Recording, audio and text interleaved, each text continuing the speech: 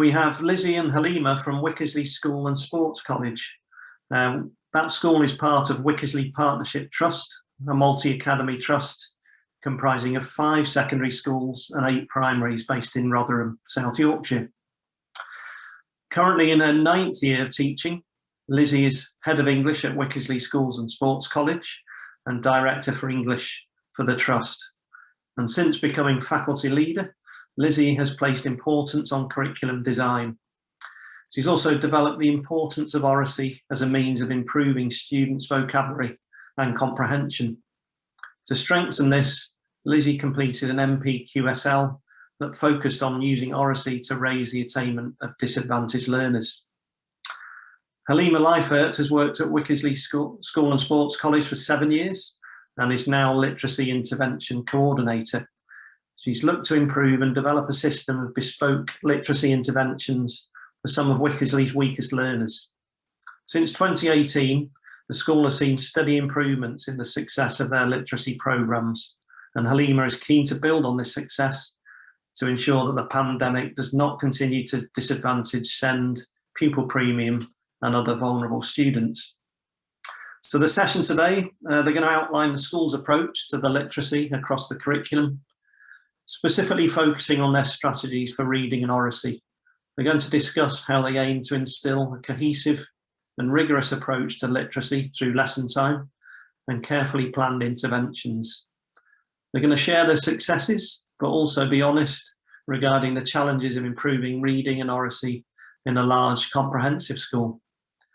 So Lizzie and Halima, big warm welcome to you. Really appreciate your time this morning. I know everyone's really busy at the moment, so it's great to have you with us to share your experiences, and I'm sure a lot of people will benefit from that today. So I'm going to pass over now to Lizzie. Thank you, and thank you to everyone who's joined us this morning. Just as a quick introduction to our school, as Darren mentioned, it is a very large comprehensive school. We have 350 students in each year group from year 7 to year 11, plus a sixth form. So making sure that we have the right approach to literacy for all our pupils is a challenge, and making sure that that is consistent across the school is still a journey that we're working towards. But we have got 3 key aims that Halima and I would like to share with you today. So the first one is ensuring that each student's curriculum is fit for purpose and meets their needs. So in order to achieve that, we're going to talk through how we assess pupils and how we use that data in, I think, an increasingly efficient way to make sure that each pupil's path through school and any literacy support that they receive is fit for purpose. We're also going to share with you how we try to ensure that all teachers are aware of the reading challenges facing our pupils. So we try to share national data, we try to share data that is specific to our pupils, and also educate staff on those reading challenges to make sure that support is available for all of our pupils. It's still something that we think is a continuous process, something that we try to do on an ongoing basis, but something that we have improved over the last few years. And then finally, we'll talk through how we aim to develop shared strategies across the school to enable our pupils to become strategic readers.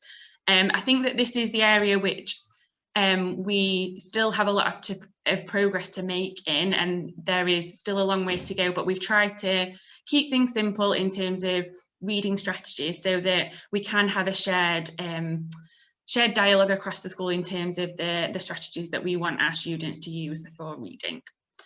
So we'll just talk through aim 1 first of all, and what we have tried to do over the last few years to achieve that. So a big focus for us over the past few years has been making sure that all students are getting some kind of literacy teaching across the curriculum. So this kind of demonstrates our kind of structured approach and our layered approach to literacy intervention. And all the training we've done and all of the kind of CPD and inset training that we've done with staff has been to ensure that students are accessing literacy in lessons, even if they're not having explicit literacy intervention. So at the top of the kind of pyramid, I suppose, we've got the whole school curriculum, where And we'll talk through this a little bit later, but where we've tried to embed kind of explicit vocabulary, oracy and reading within lessons in every single subject area, and making sure that those strategies that we've shared are implemented in the planning for all subjects. I think when we're talking about literacy, it would be kind of unwise to ignore the impact that English lessons can have on this. And obviously, you tend to find in a lot of schools that English teachers and English lessons kind of take the lead in using these literacy strategies, and it happens probably, hopefully, a lot more naturally in English lessons that obviously are there to teach students to be efficient writers, efficient readers. So English teachers really have led the use of oracy techniques and have been, I suppose, oftentimes a lot more effective at embedding reading and vocabulary learning in lessons as it does come more naturally to them. So those two strands, I suppose, are to ensure that every single student is getting this kind of cross-curricular and disciplinary literacy teaching of vocabulary and reading and oracy techniques and spelling as well. Below that, in the kind of smaller bubbles, we've got our intervention. So we've got kind of three strands of intervention that kind of overlap with one another, but also act independently to one another to target certain literacy skills. So we've got our literacy lessons, where about a third of our students in year 7 and year 8 access one lesson a week for below average readers that kind of targets comprehension and vocabulary teaching. And then we've got two other strands. We've got personalised learning, which again is for our below average spellers and those who do not make progress in literacy, receiving further intervention. And then at the kind of lowest level, and for our smallest group of students, we run phonics intervention, and that's run with our kind of weakest 10, 12 students that get quite kind of intensive intervention for their reading. So I'm going to go into a little bit more detail about the intervention strands first, because I think this has been really important for us to get right in these first few years of kind of making sure that literacy is a whole school focus. And I think it kind of lays the foundations for some of our weakest readers to ensure that they can access the rest of the curriculum. So our literacy lessons, which are accessed by approximately 80 students in each year group, about 25% of our cohort, depending on the kind of the nature of the year group, get one lesson per week of literacy, which is led by English staff and tends to target comprehensive skills and the explicit vocabulary that they would come across, both tier 2 and tier 3 vocabulary. We kind of redesigned these 2 or 3 years ago to act independently to English lessons. I think sometimes when you're planning for literacy intervention, it's very difficult as an English teacher to move away from the strategies that you use in English lessons and make these quite independent to that. And we had a long stretch of time where pupils were finding literacy lessons to be just another English lesson. So we wanted to make these quite independent to that, quite different to that, and act alone as that kind of focus for comprehension and vocabulary, which tended to be what the students that were coming out as below average. We take students below 95 in their standardised score when we first test them to put into these cohorts. And they've shown some really, really good results so far using this kind of new system of kind of targeted reading strategies in literacy. And we've this year, for the first time, been able to kind of move students out of this cohort earlier than the end of the year, which has been fantastic. Our personalised learning strands kind of split in two. So we tend to target spellers through personalised learning. Now, these are shorter sessions. They're not taken out of curriculum time. It's not a separate lesson. Tend to be run in form periods twice a week. So they're kind of short 20-minute sessions. We use a computer-based spelling program, and we've tried a couple of these in the past, and we're trialing a new one this year just to make sure we've got the kind of the best one for our students. And these sessions tend to be run by our support staff, our teaching assistants, who have been brilliant at adapting to the different programs and making sure that they're supporting the students with this kind of level of intervention. And obviously it means that we've got support staff also trained up on our different literacy strategies, because obviously they're the ones that are running these sessions. And then something new that we've had this year has been reading groups. So that's again run in 2 form periods a week, 2 short form sessions per week. And it's more kind of oracy and comprehension based. So it's quite different to the literacy lessons where they're doing a lot more written work. They're answering kind of short form comprehension questions. They're doing kind of activities where they are learning vocabulary and might be doing kind of spelling tests. Whereas in our reading group, there's absolutely no pens involved. Students are reading a novel together, with support staff, with kind of targeted questioning to kind of develop their confidence both in reading fluency and also their kind of revision and recall techniques that they need to be effective readers. So we're hoping that next year these will just be used for students that in the first term of literacy lessons haven't made the progress that we would expect and maybe have made below average progress, and they would then get that extra layer of intervention through the reading groups. Finally, we've got our phonics intervention. We use the Read Write Ink Fresh Start programme, but we quite heavily adapt it because obviously, I don't know if anyone's used this in the past, but it is quite primary level, a lot of the kind of the reading and a lot of the stories that are used. So we do follow the programme in a, I was going to say in a loose sense, it's not too loose. We kind of use the activities, we use the theories behind kind of sounds and phonics teaching, and use a lot of the different kind of strategies that the Read Write Ink Fresh Start programme uses. But we have adapted it, and we don't necessarily follow it to the letter, because we found that then students tend to be a lot more engaged and a lot more kind of involved in those lessons because they do need that kind of support. This is our most intensive form of intervention. It is run with a really small group of students that test as needing the phonics intervention. So of about kind of 30 or 40 students that score below 85 on their standardised score, we test them for the phonics intervention using the Fresh Start assessment. And of that number, roughly around 10 end up as testing as needing this intervention and go into those Read Write Ink cohorts. We pushed early on to make sure that those students were getting 3 lessons a week, because we understand that if you have students who are that weak and have that kind of vulnerability when it comes to reading, they do need that intensive form of intervention, especially in year 7, which we kind of see as the golden year to make any catch up. And that does drop to 2 lessons a week in year 8, where we tend to have only a couple of students doing it. We tend to have about 2 to 4 students in year 8 still needing that phonics intervention or who haven't completed the course.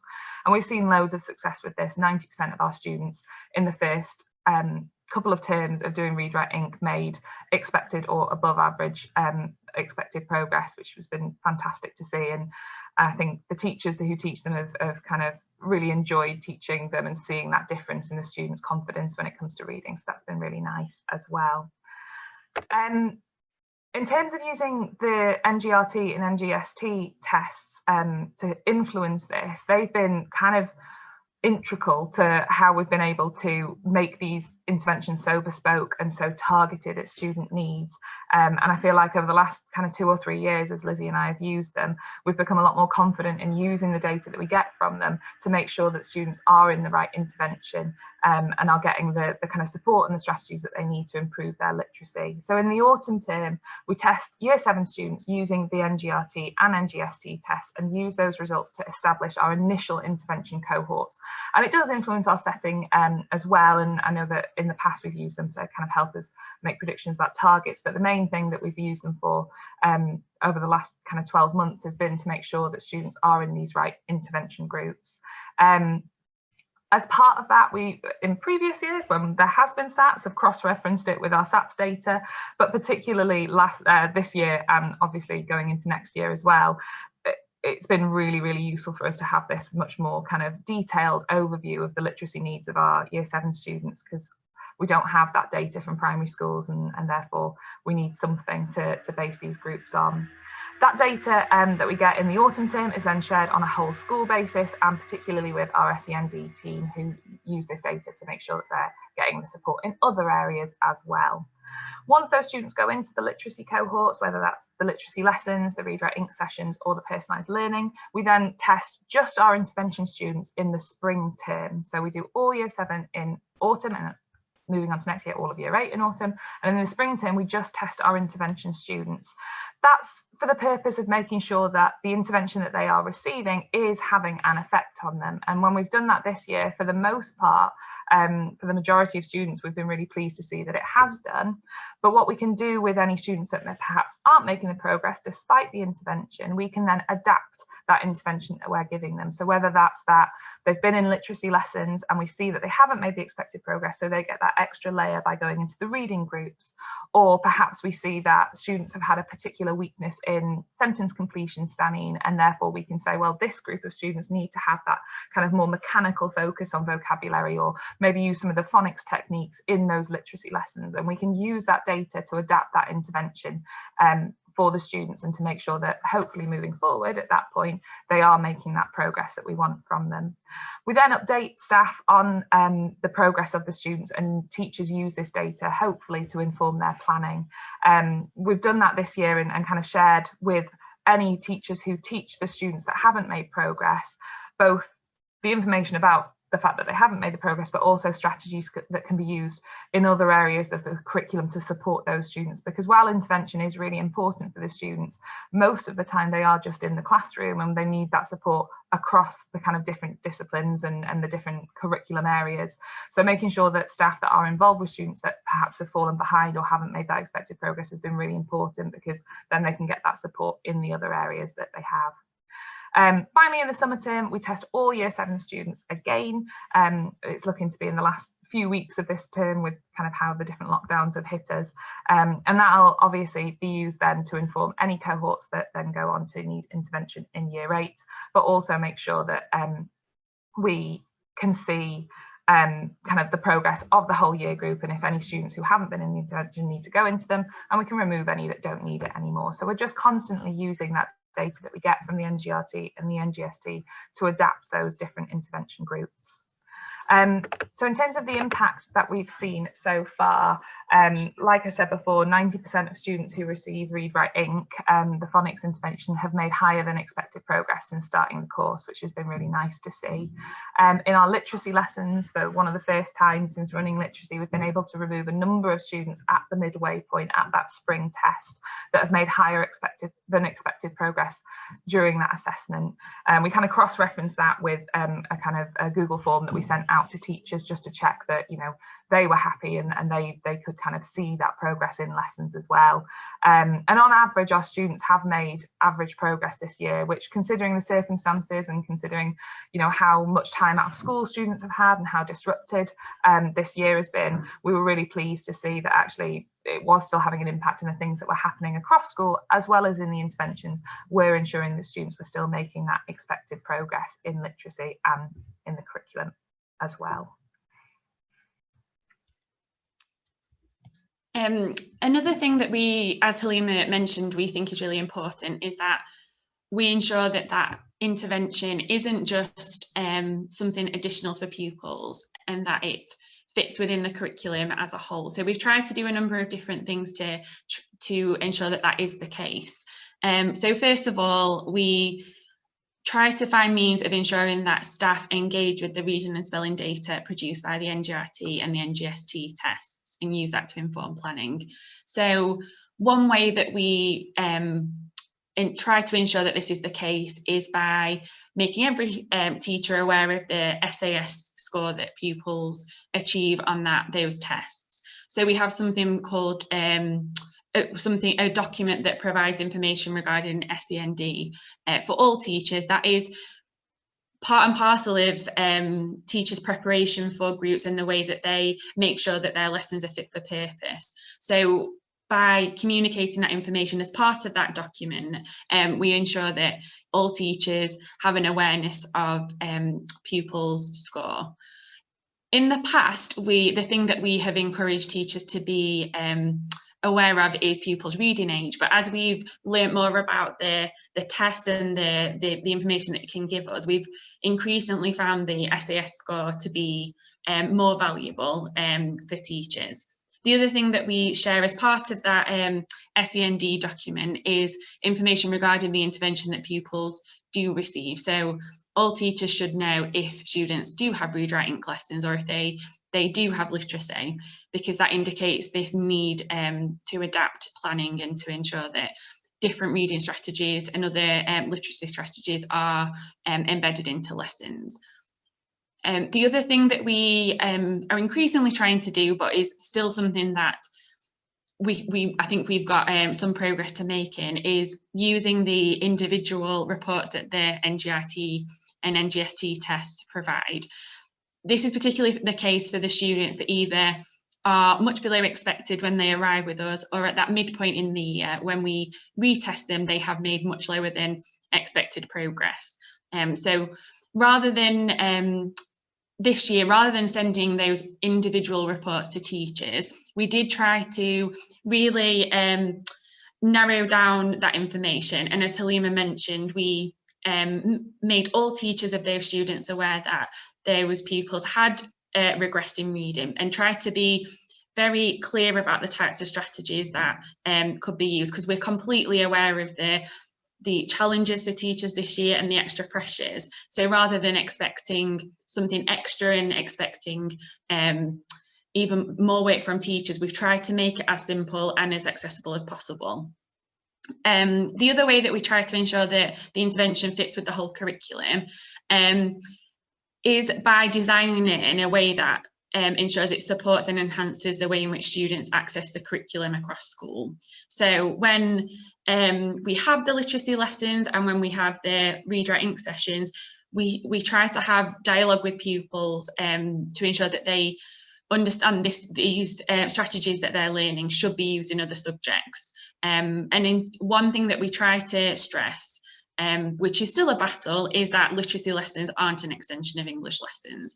So as mentioned, we have adapted them to make them very separate from English lessons, different, and try to communicate that with students. The other thing that we do is write to parents to make it clear why students are receiving literacy intervention and the purpose behind it, so that message is clear to staff, it's clear to students, but it's also clear to parents. That doesn't mean that we don't still have some students still thinking that it's an extra English lesson, but it's something that we continually try to work on, because that's the goal for us.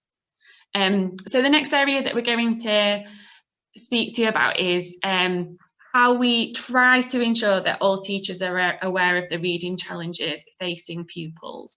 So we've got a number of things that we intend for staff to understand, and the way that we try to communicate these things is through a means of method. So usually once a year, we have a couple of inset days in October, which are I think our main CPD focus for the whole year. We usually have an opportunity to revisit our literacy focuses, embed in the new areas that we want to focus on, but also revisit any priorities from the previous year. So over the last 3 years, we've had a big push on oracy, vocabulary and reading. So each year we try to introduce some of the important aspects that we want staff to understand, and also revisit those areas to try to make it an ongoing focus. Because I'm sure everybody would agree with this who's delivered CPD in schools before, that you really need to come back to those different areas on a regular basis. And I think in previous years we've been able to come back to it throughout the year more successfully, and this year has provided an extra challenge in terms of making sure that CPD is an ongoing process and something that we want to look at further in the future. So as part of that, we want staff to understand national information regarding reading and literacy. So we use lots of different sources to provide that information for staff and to communicate that. We found the Read All About It report that GL Assessment provided really useful when planning our CPD session this year. So one of the things that we shared with staff was the data regarding the average reading attainment needed for students to achieve highly in different subject areas, to really try to challenge those misconceptions that reading is needed for English and for other literacy-based subjects, to really demonstrate to staff across the school, including in subjects such as maths and science, that this is a responsibility of all teachers. The other statistic that we found particularly interesting, which I'm sure many people have read before or heard before, is the statistic that 25% of Year 11 students nationally still have a reading age of 12 and below when they reach GCSE age. And what we wanted to do when we shared that information with staff is really try to stress that that isn't just a national statistic, it's something that fits into our school context as well. So last year we did test our Year 11 pupils for reading ages, and we found that that data did mirror the national statistic regarding those reading ages. So we wanted to make staff aware of the fact that this is something that is important for our school as well, because we are a school who achieves results above the national average at GCSE. So sometimes when we share that sort of information, I don't think it's always clear to staff that it is something that is important for our school as well. So it's something that we try to stress. The other thing that we try to make sure that staff understand are the barriers facing students with a low reading age, and also some of the ways that those barriers may exhibit certain behaviours and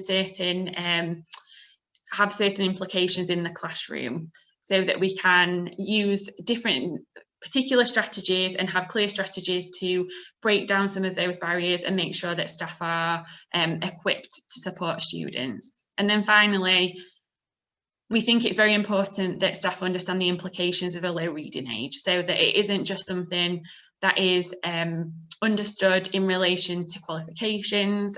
We've tried to make it clear to staff that a low reading age will have implications for job prospects, for mental health in later life, for even things such as the opportunity to sort of housing implications, and all sorts of different consequences of that low reading age, to make sure that it's an important subject for staff. And one other sort of strategy that we've tried to share in relation to the notion of barriers for students is the Arduous 8, which is I'm sure something that many of you have seen, that is in the Alex Quigley book, Closing the Reading Gap. So this is a means of deciding whether a text is appropriate for a student based on a range of different difficulties. So in the past, maybe a couple of years ago, the strategy that we advocated and we promoted with staff would be checking students' reading age on our SEND document, checking the reading age of a text, and making sure that that either matched the student's reading age or we could use different means such as pre-teaching vocabulary to support students.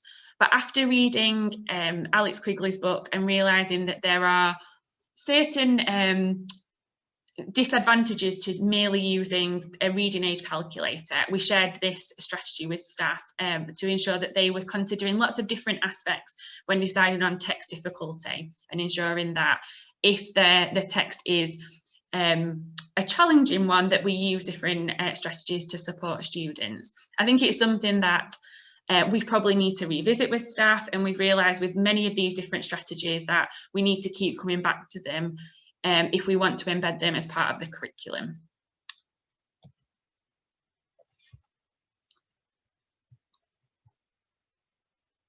I need to remember to unmute myself. One of the biggest challenges that we face beyond kind of training staff is making sure that staff are engaging with the intervention and reading data that we've got on our students, which obviously is so important to understand in order to teach students effectively in your lessons. So I know Lizzie mentioned this briefly earlier, but we make sure that both spelling and reading data is available on a central system for staff to access, whether that's through SIMS or through Bromcom or whatever kind of system for data that you use. We've tried to make it really easily accessible and make sure that staff know where to find that data for the whole year group if they need it. However, we also asked our data manager to add spelling and reading data to mark books for individual classes, so that no matter what subject you teach, you've got a tab where if you wanted to, and we would encourage teachers to do this, you could go into the mark book and find your individual classes reading and spelling data. And so that means that hopefully when teachers are looking at their class data and looking at kind of their own information, they can kind of cross-reference that with the spelling and the reading data that might perhaps explain some kind of aspects of the data that they find within their own subject. This year, we've also made sure that both the spelling and reading data and the intervention data is included on our inclusion register, which is where all of our SEND needs and various different kind of exam access arrangements and basically all our kind of key points about the students is listed, which means that when staff are using the inclusion register to kind of learn about their new classes, check for any kind of SEND needs that they need to factor in, that spelling and reading data is easily accessible to every single teacher that works with the student. And it's also been really useful because then obviously our SEND team can use that for their annual reviews and various other things, meetings with parents, to ensure that there's this kind of holistic approach where we acknowledge that this data is important to the students and will affect how they access the curriculum across school. Now, that sounds quite idealistic at this point. We're still kind of pushing for staff to engage with this further, and it's certainly a journey that we're on at the moment rather than an end point that we've got to. And I think when we come back and hopefully things are a little bit normal next year, it'll be something that is a priority for us to kind of continue to encourage staff to engage with this data and kind of show them again where to find it and how to use it for their planning and their teaching. Moving forward then, as I said, we want to continue to share up-to-date data and information about our students and their intervention and their literacy needs with all staff. We're going to keep using the strategies that we've embedded this year where we share, students who haven't made progress or any kind of updated reading ages with staff, but also make sure that we provide further training for staff with strategies to build on the school data and share best practice that we've seen used across school, because while obviously we know what happens in literacy lessons and our various different interventions is having an impact, we hope to see and we have seen good practice being used in different subject areas that we can then share with staff to ensure that we have this holistic approach to our literacy needs. We also, this is something we hope to do this year, but the circumstances didn't allow for it. We wanted to work with faculties to support subject-specific reading strategies and spelling strategies and literacy strategies so that we can kind of have these points of contact in our different departments to ensure that there's this kind of open dialogue and open sharing of strategies with staff and kind of ongoing subject-specific training to kind of help the different departments aware of the reading challenges, but also aware of the things they can do to address them.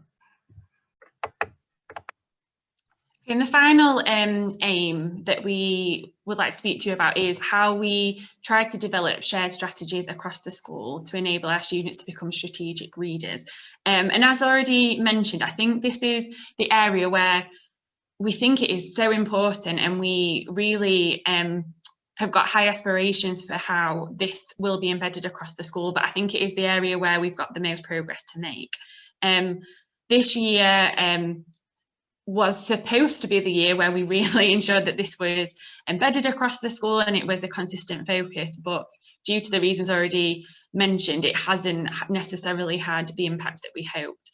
So we did do a reading review in October time before we did our CPD for staff and tried to introduce some of these shared strategies. And the things that we found were that some staff weren't giving students enough opportunities for reading across the school. So quite often in subjects where a high quality text could be used to teach a concept or to introduce something new in terms of learning, quite often that was chunked down for students. So maybe they were small kind of aspects of the information were given to students individually, or perhaps a YouTube video was used when a high quality text could be utilised to introduce that content. So one of the things that we want to do, we've tried to do this year, but it is an ongoing process, is ensure that texts are used across the curriculum to teach students, but also that we have hopefully quite simple but shared strategies that are used in every subject to enable students to access that. So one area which we launched in 2018 in terms of a literacy strategy, which I think is probably one of the areas that has been successful, but perhaps like anything needs to be revisited in some subjects to ensure that it's still having an impact, is a focus on oracy across the school. So we worked in collaboration with School 21 to introduce those strategies to improve students' talk.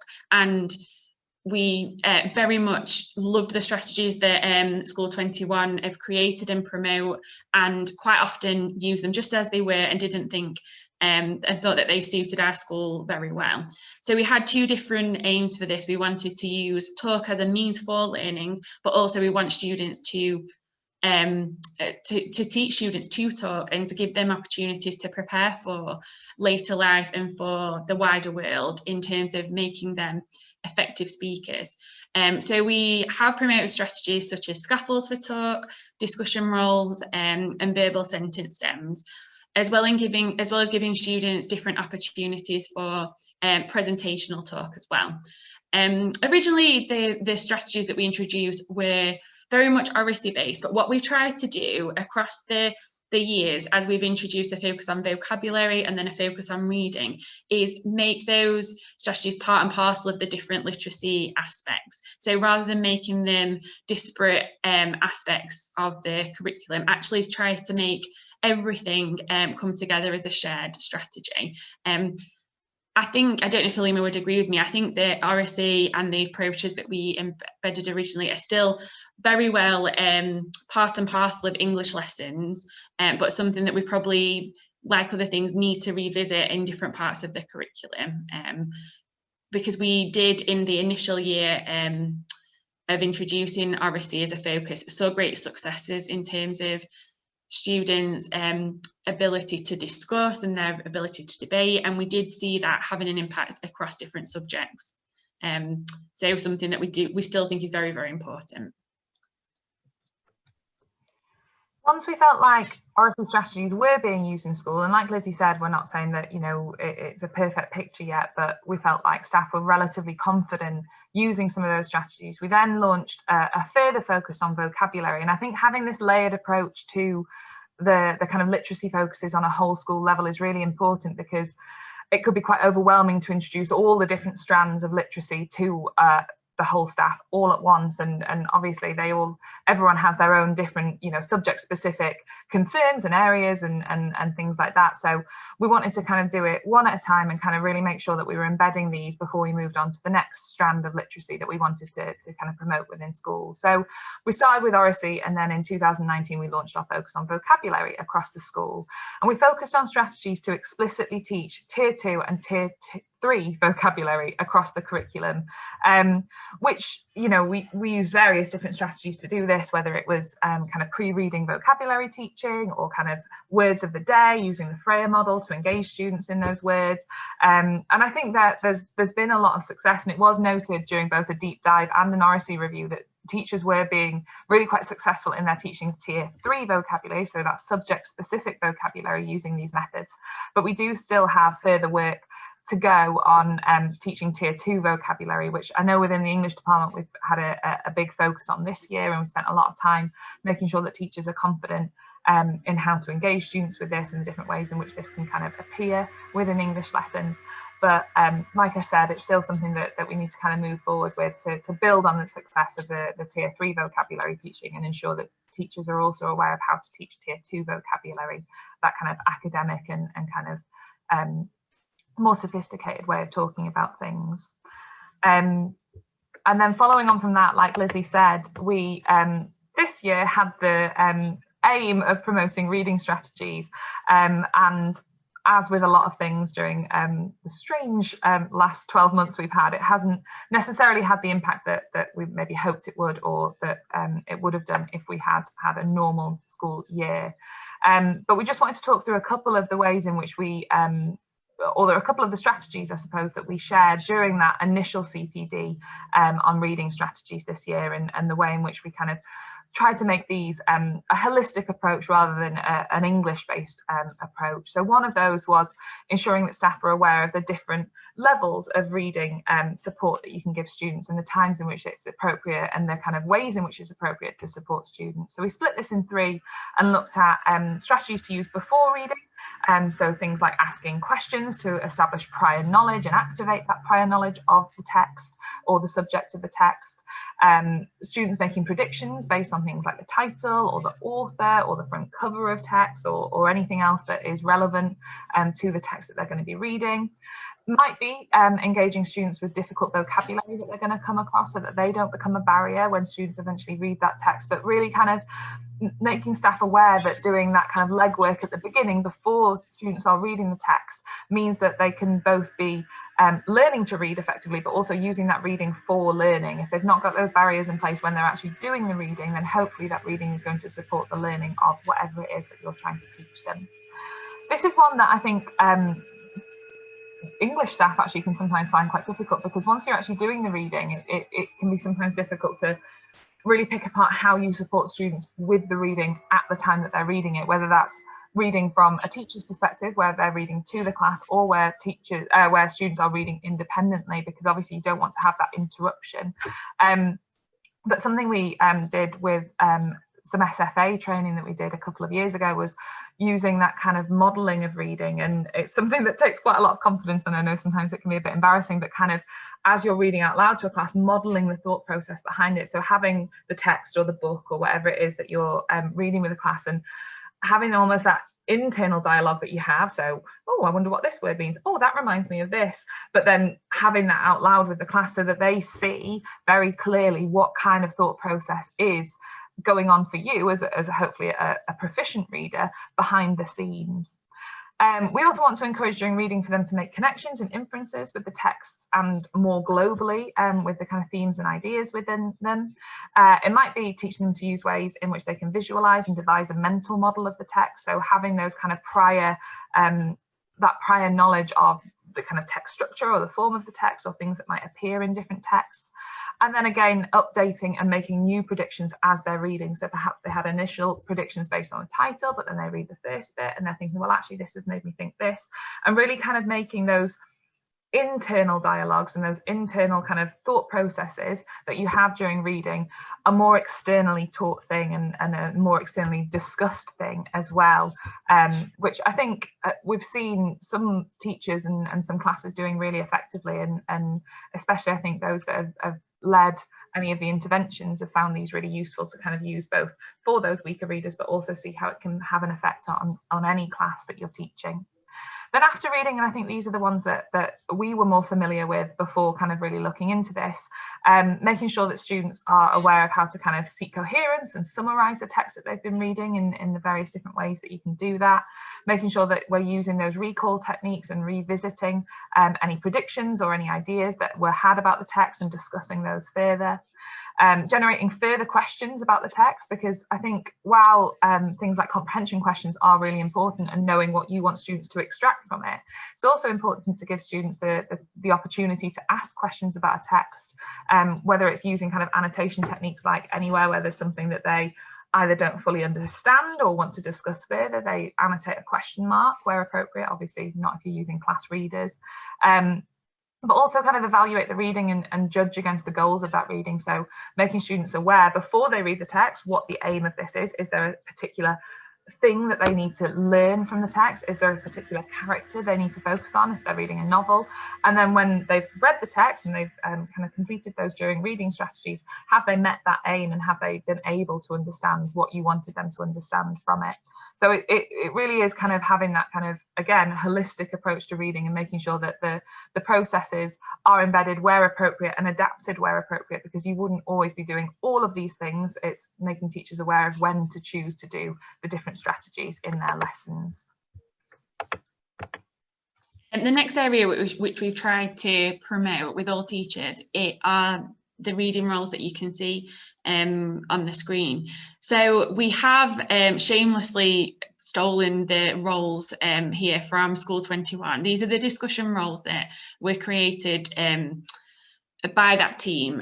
So these were introduced when we originally launched Oracy a few years ago, and we've seen great success in terms of our students' ability to hold effective discussions by introducing them as discussion roles. So for example, the builder role encourages students to listen to the ideas that are discussed previously and build on those. So it's absolutely fantastic when you can walk into a classroom and hear a student naturally saying, to build on such and such as idea, I'd like to add. And we have seen that being the case. So what we wanted to do was to transition those discussion roles to make them reading based and use oracy as another opportunity to explore texts. We used a lot of the principles behind reciprocal reading, but didn't want to use those roles specifically because of the confusion that might create with the discussion roles in school. So we created our new reading roles, sort of merging the two together. And these have been used this year. And what we'd like to do in the future is support faculties with making these reading roles subject specific, so that we are promoting that disciplinary literacy and encouraging students to understand how they should read a text in subjects, and how that approach might be different depending on the subject that they are in. So in terms of plans moving forward, we do think it's important that we go back to evaluate the progress with reading across the school. In terms of the data that we've seen, we're very pleased so far, but we do want to get into more lessons to see whether progress has been made this year and what we need to do moving forwards. As already mentioned, we want to work with faculties to deliver subject-specific reading training, so that will include supporting them to make subject-specific versions of their reading roles, and then also to support subjects to select high-quality texts as educational resources, because as mentioned, during our previous reading review, we did find that texts weren't always being used for learning, and I think some progress may have been made, but it's still an area that we want to develop further. So thank you. That's there's time for questions if there are any. That's brilliant. Thanks, Lizzie and Halima. That was so clear and concise. You've got a very clear plan, and it's great to see the progress that you're being able to see from that as well, and having the NGRTs allowing you to measure that progress. And just some of the things you said about the data, you're very honest about your cohort mirroring the the data from the national report. I'll read all about it report if anyone wants to see that. It's on our website. We'll put a link in the forum afterwards as well. But the fact that you've got that data, you know exactly where you are, you know where you're going, you know what progress is being made. And the ideas that you've come up with over the last few years and that you shared today have been really helpful. So thank you. So we have got quite a few questions coming in. So the first, got two questions around the same topic. You mentioned spelling programs. Which spelling programs have you tried and what are you using now? So when I first took on the role of literacy intervention coordinator, we were using quite an old-fashioned program called WordShark for spelling, which apart from anything else was very, very laggy, and I don't even know if you can still purchase it. So that was what that was our starting point. And then for the last kind of 2 or 3 years, not including this year, we used a program called Literacy Planet, which had both reading and spelling activities on it, which we did see some success with, and students did really engage with it. It uses kind of lots of spelling games, and there's various different kind of word lists and things like that. And students did enjoy the program, and I still have a lot of good things to say about it. But we weren't necessarily always seeing the progress, and I think sometimes the joy of the playing the games outweighed the kind of focus that they were having on spelling, and it was more about collecting the coins for the outfits their little icon could wear than it was focusing on the spelling. That being said, it was good for engaging students in literacy intervention, and if you've got kind of reluctant learners, Literacy Planet was a really good way of getting students to access intervention while also seeing it as something that was quite good fun. This year, spelling intervention has unfortunately had to take a little bit of a backseat to some of our reading interventions, just because of the nature of staffing and the staggered timetable and things like that. It's been quite difficult to fit in, but we're currently running a trial with IDL, which is another computer-based program that I think was initially designed for dyslexic learners, but is obviously a reading and spelling program that can be used. It's a little bit less flashy than Literacy Planet. It's not got kind of games and things like that. It's probably not to use the words that the students would use, but probably if they were comparing, they say it's a little bit more boring, but it has got really good write-ups. We haven't used it yet, so I can't comment any further than that, but those are the different ones we've tried. We've not necessarily found a perfect option yet, but we did see some success with Literacy Planet, and like I said, the students really enjoyed it, but we're going to see how it goes with IDL as well. I think you've got to kind of be open to adapting despite how much legwork goes into setting up a new intervention program and training staff on the kind of way to use it. If it's not working, I think we certainly have had the approach that if it's not working, then we'll try something else if we've given it enough time. Okay, that's great, thank you. Another question here, which novels have you found work well for your reading intervention groups? So this year we have used two novels. We've used Diary of a Wimpy Kid and Mr. Stink, which is a David Walliams novel. I chose novels based on whether I thought students would enjoy them. The ones that we've got in our reading intervention groups are kind of discussion-based groups. I really wanted it to be a way in which students would not turn off from reading. Obviously, these are students that find reading very difficult, so I thought it was more important to choose a novel that students were going to engage with and enjoy, and not find too daunting in terms of the vocabulary and the reading challenge that it kind of presented them with. And so far, those two novels have been really, really useful. We've used them previously in some guided reading that we do in English lessons, as well as kind of in the past as class readers, and they have been really popular choices. So personally, I've gone with ones that kind of either are not too challenging, but also still a novel, a kind of text that they can hold in their hands, but also ones that I think that Year 7 and Year 8 students who are reluctant readers will enjoy. So those two have been good. I am open to any other suggestions that people have though, because I'm always on the lookout for kind of dyslexia friendly and weak reader friendly novels as well. So yeah. In literacy, we use shorter text, don't we? And we've created sort of our own program for that. So it's a 2-week sort of cycle in which students read a short text, and we use the explicit vocabulary teaching to introduce that across the 2 weeks. And we try to have some sort of theme across a half term, don't we? So that it doesn't seem like students are continually just moving on to something new, and that it fits together. We've used kind of a mixture of non-fiction and kind of short narrative stories for that, that we find wherever we can, really. And again, students tend to enjoy them. Obviously, there's some that they enjoy more than others, but because there is that 2-week cycle, it means that, you know, if there is one that is less engaging, they've got another one to look forward to quite soon, and they're exposed to a lot of different kinds of texts. Great, thank you. Another question here, how do you handle guided reading online sessions to students? You did some lovely sessions actually during lockdown, didn't you, Halima, with a reading group? My biggest joy during lockdown was an after-school reading session that I did with our 5 weakest students. And something that has been really useful is, I don't know how many of you use Kindle, but there is a Kindle Cloud webpage where if you've got a Kindle, it's got your whole library on it, and you can then obviously share that webpage with the students. And I downloaded a book. I knew that the students weren't going to have a physical copy of the books with them. I needed something that was going to be easy to read from a screen and engage with.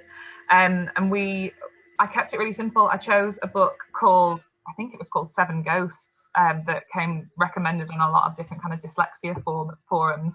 And the kids absolutely loved it. I thought it was a bit rubbish, if I'm completely honest, but they were obsessed with these ghost stories. And I just had it projected on the screen. I led the reading, and then I gave them really short bits to read themselves, and then we just had a discussion where I asked questions at certain points. So I'd stop on a vocabulary word and say, oh, does anyone know what this means? Or after a certain plot event, I would stop and say, oh, what do you think our character Jake's feeling now? And it got to the point where these were, like I said, our 5 weakest readers, but they were asking me to send them bits because they wanted to read it over the weekend. So I was having to do this kind of probably slightly naughty, not copyright friendly kind of text clippings of my Kindle to send them just a couple of pages because they wanted to read it. So it was made up, if I'm completely honest, but it was really good fun, and the students that were involved really enjoyed it. But we weren't able to run our reading groups with the kind of support staff and the kind of physical copies of the text during lockdown, because it was just impossible. And often those are the students that struggled the most with online learning. So giving them that extra layer on top of what they already had from the core curriculum felt a bit cruel, to be honest. So it wasn't always possible to run that intervention during the lockdowns, but I'm hoping that that's not going to be a problem that we face in the future, as everyone is, I'm sure. We did continue with literacy lessons, didn't we? In as much of the same format as we could.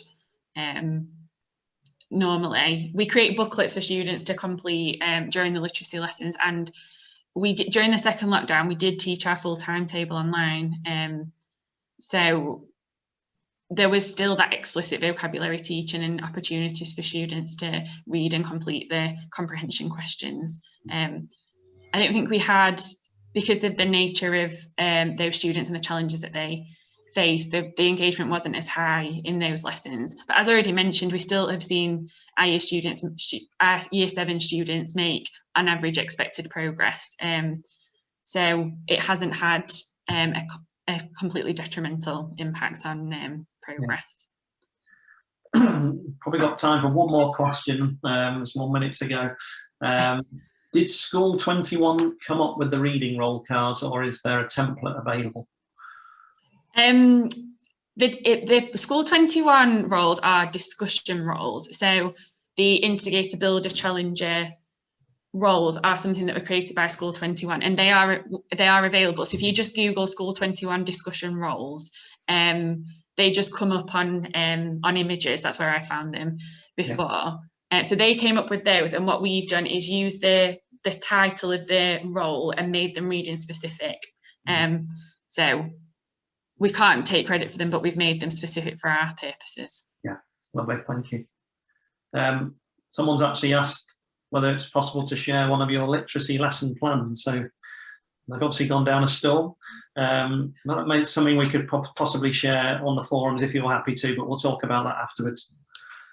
Yes, sure we can. Excellent. We've run out of time, I'm afraid. It's been absolutely brilliant to hear what the work you've been doing, and obviously we've had lots of questions, so everyone's been really interested in what you've been doing. So I want to thank you both again for your time today. It's been absolutely brilliant. I'd like to thank everyone who's joined as well and asked questions. We do have some more sessions this morning and this afternoon. So we've got one at 11 o'clock with Lexonic and Freeborough School. And we've got the Blackpool Literacy Project talking at 3 p.m. And they're the last 2 sessions of our Festival of Reading. So thanks again, Lizzie and Halima. Thanks for everyone who's joined, and we'll see you on the next sessions. Thank you. Thank you. Thanks so much.